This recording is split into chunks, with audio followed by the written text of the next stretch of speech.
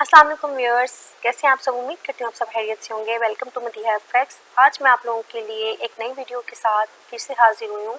इंशाल्लाह ये वीडियो आप लोगों के लिए बहुत ज़्यादा हेल्पफुल साबित होने वाली है। इस वीडियो के अंदर बहुत से लोग अक्सर मेरे एनालिसिस के अंदर नहीं डिफाइन कर पाते कि मैडम ये SNR लेवल्स क्या होते हैं, ये RBS लेवल जो आप लिखती हैं, ये SNR लेवल्स लिखती हैं, ये सब क्या है। तो आज मैं ये सब आप लोग को डिफाइन करने वाली हूँ, तो मेरे साथ वीडियो के एंड तक जुड़े रहिएगा और सब्सक्राइब करना ना भूलिएगा बिल्कुल भी इस चैनल को, क्योंकि आप लोग के लिए बहुत ज़्यादा लर्निंग है इंशाल्लाह इसमें। अच्छा, मैंने ये कुछ आपके सामने चीज़ें ड्रॉ करके रखी हैं, हम इनको वन बाय वन पढ़ेंगे। सबसे पहले तो हम एक चीज़ देखेंगे, different type of candles. What is a different type of candles. देखिए, कैंडल्स जोन सी हैं, कैंडलस्टिक पैटर्न जोन से हैं, ये जापानीज लोगों ने इनके नाम रखे हैं। डिफरेंट कैंडलस्टिक पैटर्न्स हैं। इस तरह से अगर हम देखते हैं तो तकरीबन कम से कम तकरीबन ये 50 से ज़्यादा कैंडलस्टिक पैटर्न्स बनते हैं। अगर आप इन सब के नाम याद करने बैठेंगे या सबके बिहेवियर याद करने बैठेंगे तो ऑब्वियसली बहुत ज़्यादा कन्फ्यूजन हो जाती है। आप इतना ज़्यादा नहीं रिमेंबर रख पाते चीज़ों को। तो बेसिकली हम लोग जापानीज लोगों ने ये जो इनके नाम बिल्ड किए, कैंडलस्टिक पैटर्न्स के नाम बिल्ड किए, इसकी रीज़न कुछ ये थी कि इन लोगों ने अपनी बैक टेस्टिंग से मतलब मैनी टाइम देखा कि चार्ट्स के ऊपर जब इस किस्म की कैंडल्स बनती हैं तो चार्ट के ऊपर क्या रिएक्शन होता है, मार्केट के अंदर कैसा मोमेंटम आता है इन कैंडलस्टिक पैटर्न से, या मार्केट किस साइड मूव करती है ज़्यादा। तो इन्होंने फिर उस चीज़ से अंदाज़ा लगाना शुरू किया, इन कैंडलस्टिक पैटर्न्स का वजूद आया और इन्होंने इनके नाम रखे, जिनके डिफरेंट किस्म के नेम हैं। उनके ऊपर मैं फिर किसी दिन डिस्कस करूँगी, क्योंकि अगर मैं उनके ऊपर डिस्कस करने बैठ गई तो बहुत ज़्यादा लंबी वीडियो हो जाएगी। तो इसलिए मैं शॉर्ट टाइम है तो शॉर्ट टाइम में बेटर वे में एक्सप्लेन करने की कोशिश करूँगी। उनमें से सिर्फ मैंने चंद 2-3 कैंडलस्टिक पैटर्न लिया है, वो आपको जस्ट समझाने के लिए। स्पेशली रिजेक्शन कैंडल के, रिजेक्शन कैंडल क्या होती है। देखिए, रिजेक्शन कैंडल हमेशा जब भी आपने मेन चीज़ है चार्ट के ऊपर कैंडल्स, आपको कैंडल्स का बिहेवियर समझना है कि एक्चुअल में कैंडल्स का बिहेवियर है क्या।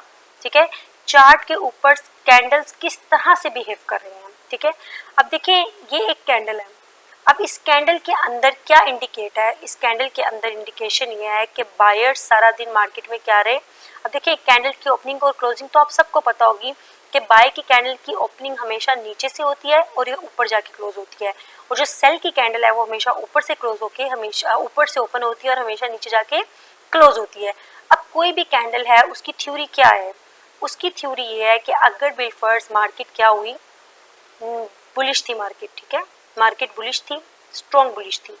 अब नीचे से क्या आई, रिजेक्शन आई। किसकी आई, बायर्स की रिजेक्शन आई, और मार्केट ने क्लोजिंग कहाँ जाके दी, ऊपर जाके क्लोजिंग दी। और ये कौन सी कैंडल बन गई, like a hammer candlestick pattern. ठीक है, मतलब रिजेक्शन कैंडल, नीचे से क्या मिली, रिजेक्शन मिली। अब रिजेक्शन क्यों मिली, क्योंकि नीचे से कौन एक्टिव थे, नीचे कोई लेवल होगा, कोई की लेवल होगा, सपोर्ट का लेवल होगा, नीचे से बायर्स एक्टिव थे।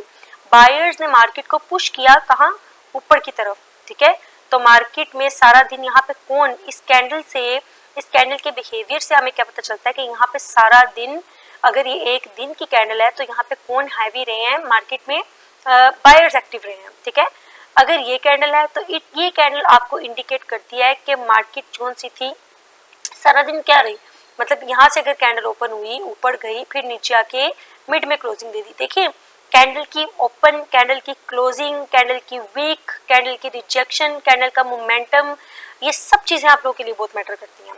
अब ये एक किस्म की एक मोमेंटम कैंडल होती है। ठीक है, जिसकी बॉडी बहुत ज़्यादा होती है और वीक बिल्कुल कम होती है, या तो ना होने जैसी होती है या बहुत माइनर सी होती है। ये एक मोमेंटम कैंडल होती है। ठीक है, ये मार्केट में तब बनती है मोमेंटम कैंडल्स जब स्मार्ट मनी बाइंग करती है या सेलिंग करती है और मार्केट के अंदर एक हजूम होता है बायर और सेलर्स का, तब इस किस्म की कैंडल्स वजूद में आती हैं। ठीक है, और ये होती है एक इंडिसियन कैंडल।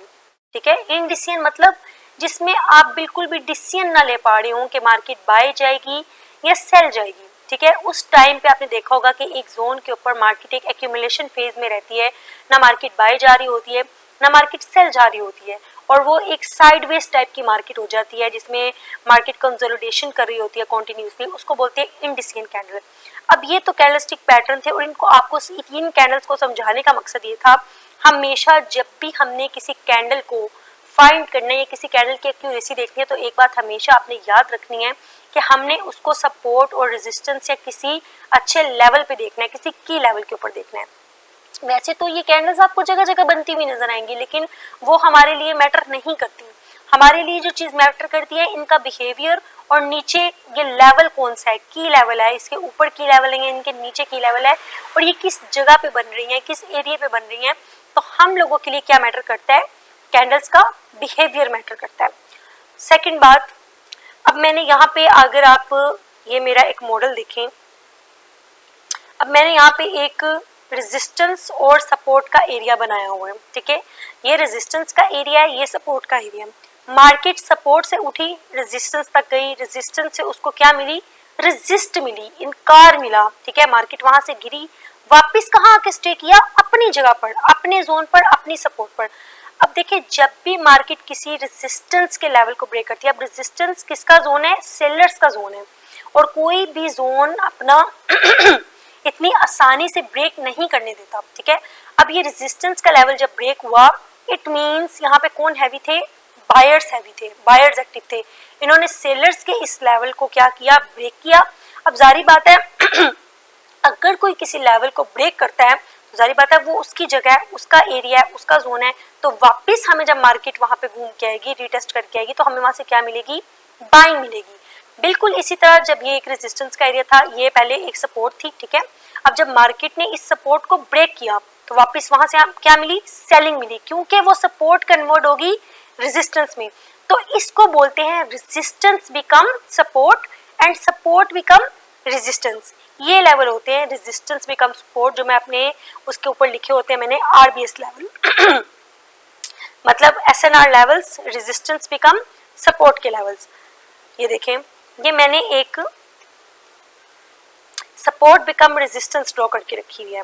ये जैसे यहाँ पे मार्केट ने सपोर्ट ली, इसके पीछे भी यकीनन कोई ना कोई सपोर्ट होगी, ठीक है। मार्केट यहाँ से ऊपर गई, ठीक है, वापस जब मार्केट ने फिर सपोर्ट ली, फिर ऊपर गई मार्केट। लेकिन अब इस जगह पे थोड़ा सा गौर करें, जब मार्केट ने इस जोन को ब्रेक किया, जब मार्केट ने इस लेवल को ब्रेक किया, तो यहाँ से क्या आई, जब मार्केट ने इसको वापस जाके रीटेस्ट किया तो यहाँ से सेलिंग आई। ये देखिए, वापस जब इस जोन को रीटेस्ट किया, जब सेलर्स हैवी हुए, उन्होंने इस जोन को ब्रेक किया और वापस जाके मार्केट ने उसको रीटेस्ट किया, तो आप चेक करें कितनी जबरदस्त सेलिंग आई, ठीक है। तो इनको बोलते हैं रेजिस्टेंस बिकम सपोर्ट लेवल या सपोर्ट बिकम रेजिस्टेंस लेवल। अगर मैं इसको पीछे लेके जाऊं तो यकीनन हमें यहाँ पे पीछे कोई ना कोई सपोर्ट जरूर मिलेगी। आरबीएस लेवल ऐसे ही वर्क करते हैं, ठीक है। अब देखें, यहाँ पे जैसे कोई सपोर्ट, ये देखें, ये एक सपोर्ट का लेवल था, ये एक सपोर्ट का लेवल था। अब मार्केट ने इस सपोर्ट के लेवल को जब ब्रेक किया, ये प्रॉपर एक जोन बनता है, ठीक है। वहां से हमें क्या मिली वापस, ये देखें, ये जब सपोर्ट टूटी, सेलर हैवी हुए, तो वापस वहां से क्या मिली, सेलिंग मिली। ये देखें, तोड़ा जोन को, तोड़ा रेजिस्टेंस को, सपोर्ट को तोड़ा सेलर्स ने, वापस उस पर टेस्ट करने गई तो क्या मिली, सेलिंग मिली। तो इस तरह से आरबीएस लेवल वर्क करते हैं। अगर आप थोड़ा सा इसको बैक टेस्ट करेंगे, इंशाल्लाह आपको बहुत अच्छे रिजल्ट्स मिलेंगे, क्योंकि इनकी एक्यूरेसी बहुत ज़्यादा है।